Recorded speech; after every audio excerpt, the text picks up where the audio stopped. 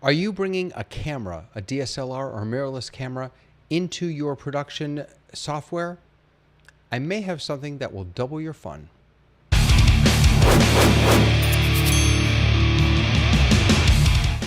Hey everybody, David Paskin here, your Torah tech guy.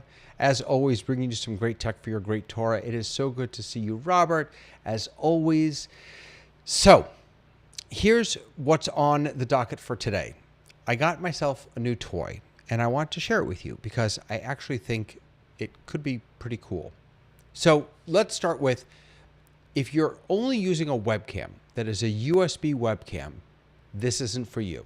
You can leave this video right now.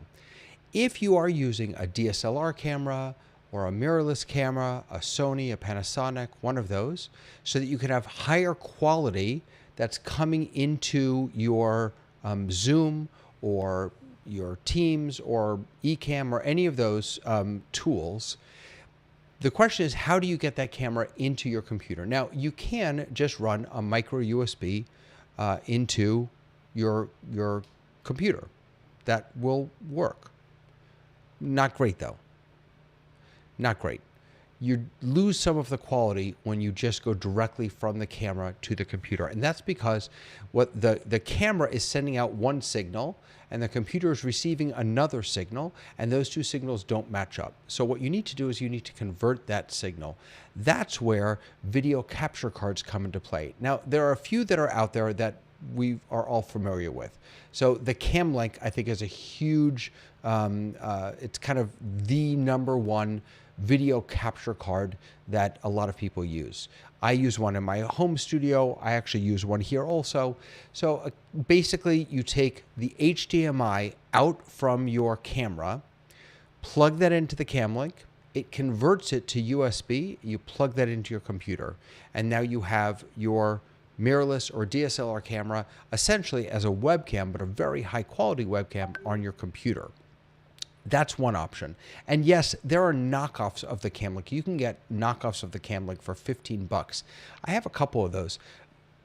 They're not terrible. I'm not sure you're actually getting 4K quality. And when it comes to reliability, I'm not 100% sure about those. The CamLink, for me at least, has been totally stable. I've had it plugged in here for 2 years, never unplugged it, never had a problem with it. Another option is to use something like an A10 Mini. So I've got one of those here on my desk, and if you have multiple cameras that you need to bring in, an A10 Mini is a fantastic tool for a couple reasons. One, because it has at least 4 inputs. If you're just on the A10 Mini or the A10 Mini Pro, if you go up to the A10 Mini Extreme, you can get up to 8 inputs on it. The other good thing about it is that it takes a lot of the processing of converting that signal from your camera to your computer. It offloads it from your computer, and it does it all within the A10.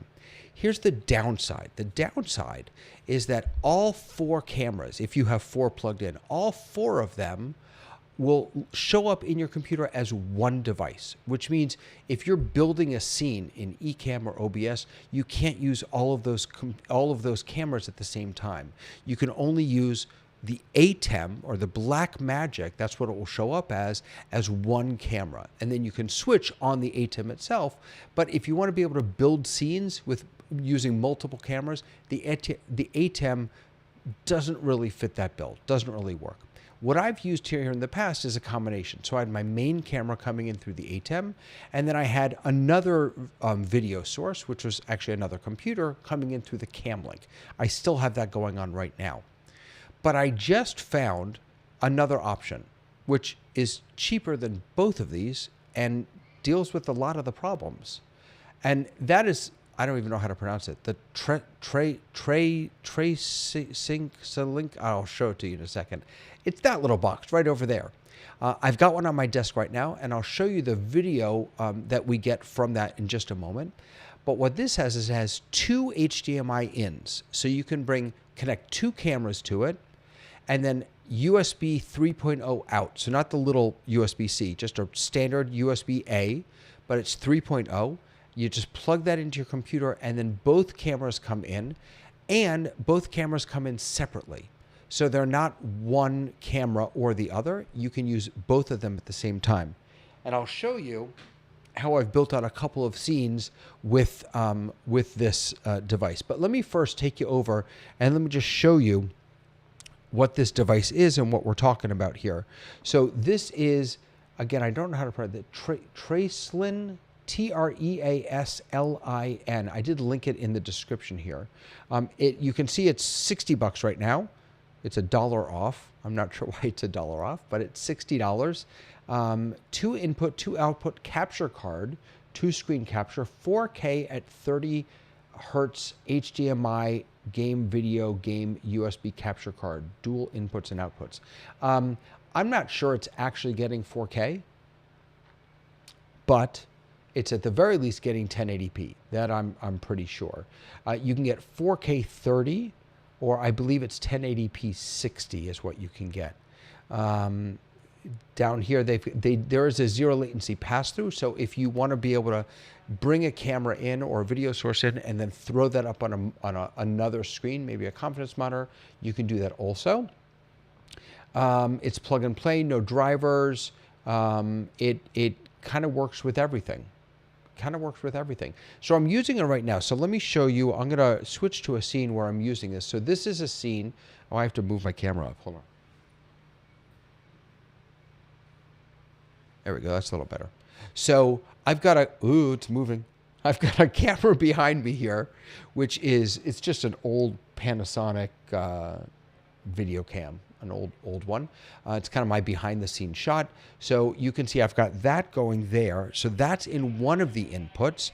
And you can see in this scene, I built the scene in Ecamm with that camera plus my main camera in the front. Now before, I had both of these cameras coming in through the A10, and so I couldn't do this type of a scene. I had to choose one or the other camera.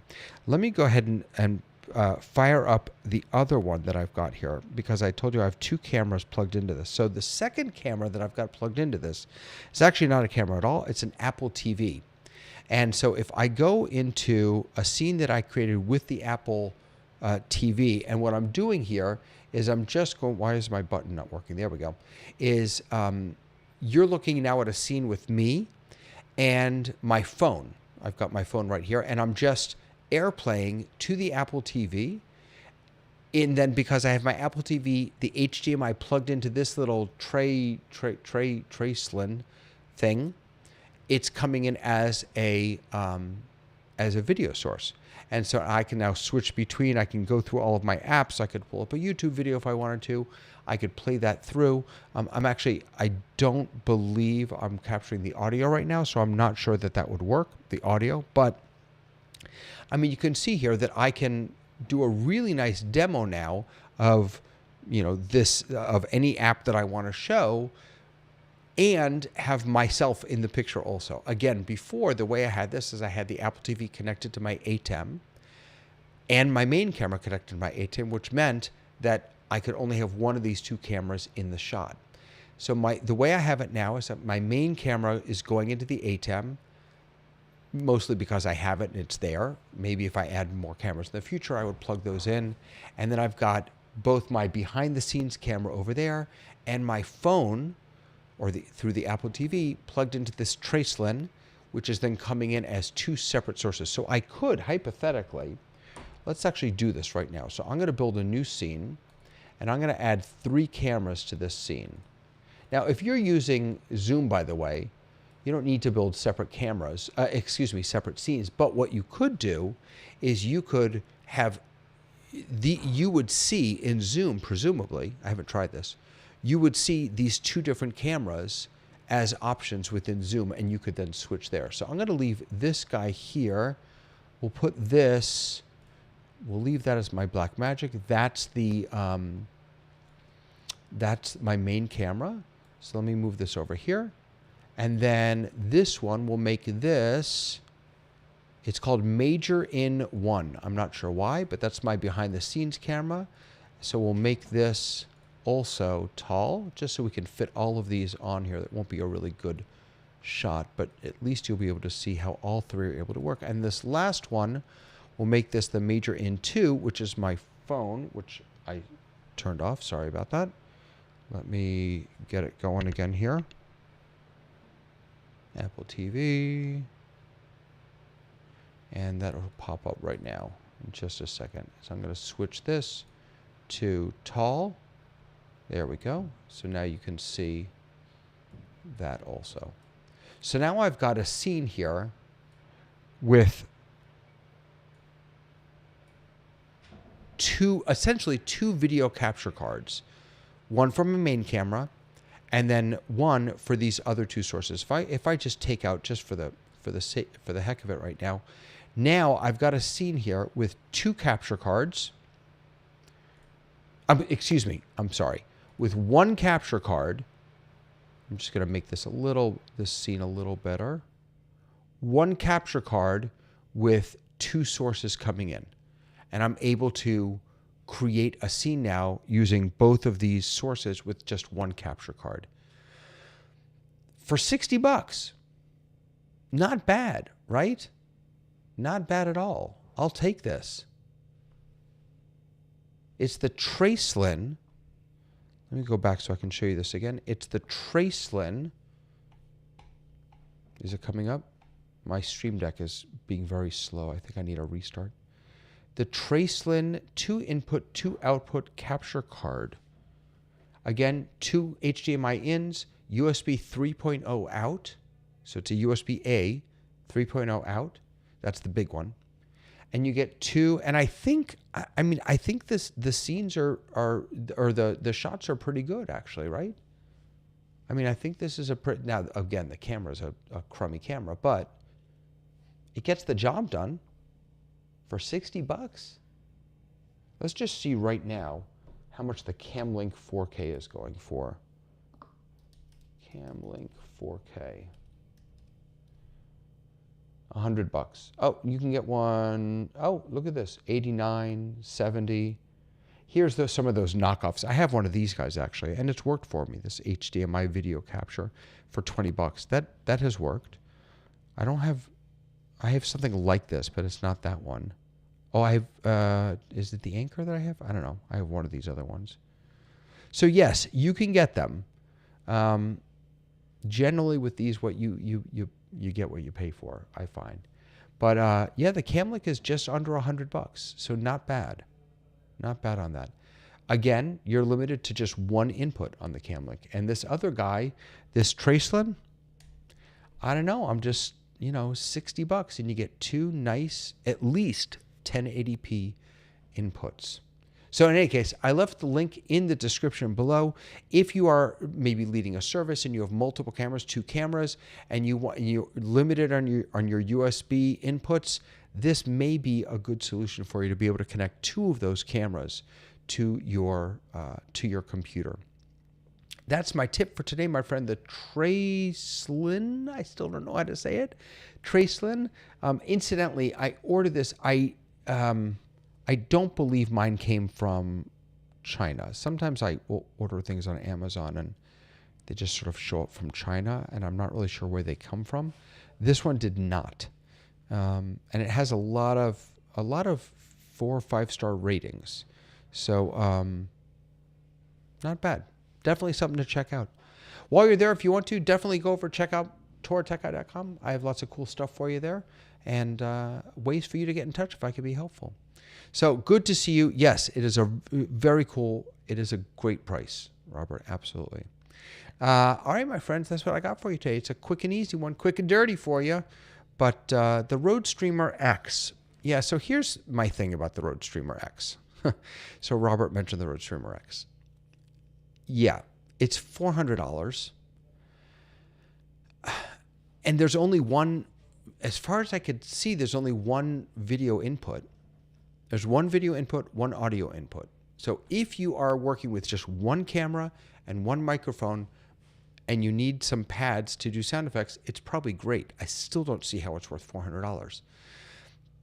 But, they're pitching it as sort of a gamer device, and I don't see how it's a gamer. Again, maybe I'm wrong. If there's only one video input, one HDMI in on that, I don't see how it's a gaming for gamers, because you need both the camera and your computer input. You need both.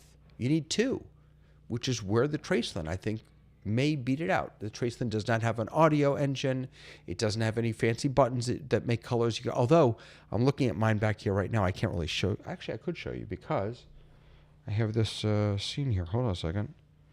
Let's see if I'm going to use the scene that I created here with this.